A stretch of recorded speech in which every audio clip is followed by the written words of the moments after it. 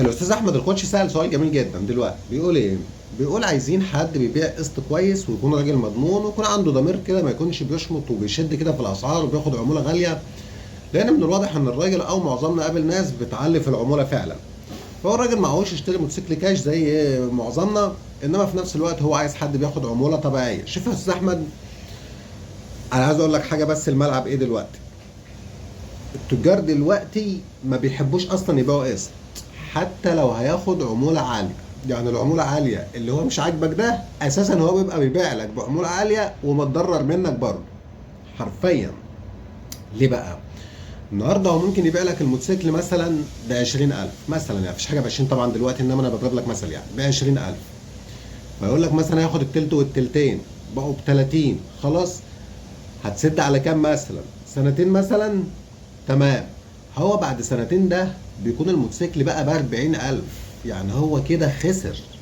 هو خد كده التلت والتلتين، الكلام ده لو الاسعار ثابته، انما الاسعار ما بقتش ثابته. فالتاجر دلوقتي اصلا قاعد يقول لك انا ما اضمنش بقى الشهر الجاي السعر هيبقى كام، فما بيعش قسط اصلا. انا اخد من اجي اشتري من هنا ب5 جنيه، ابيع لك ب6 بس واحط جنيه في جيبي النهارده. التجار بقى بيحسبوها بالشكل ده يا استاذ احمد، معاهم حق طبعا لان الدنيا مبرجله في الاسعار زي ما انت عارف. ففكره انك بتدور على حد، اولا زي ما بقول لك في اعلى الاحتمالات هو بيكون مش عايز يبيع لك اساسا، سواء عموله عاليه او مش عاليه هو مش عايز يبيع لك. فالعموله الطبيعيه اللي انت بتدور عليها دلوقتي هي اصلا ما بقاش موجوده، ما حدش عاد بيبيع بالشكل ده.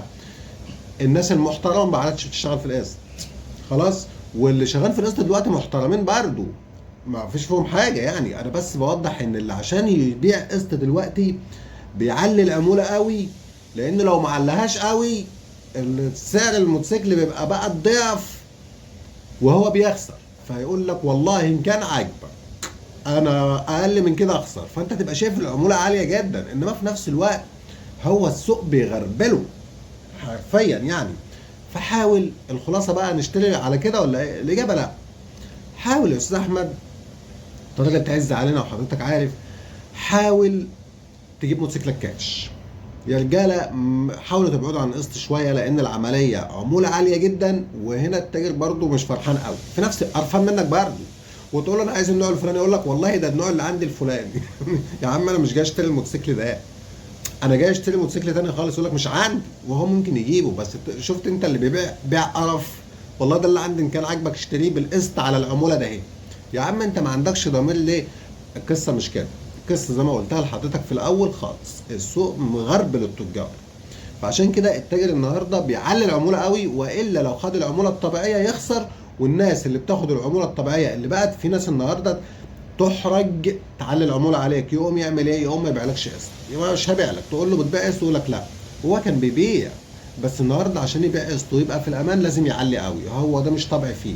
فوقف القسط والكاش. انت برضو حاول تشتري كاش برضو. تمام محترم. السلام عليكم.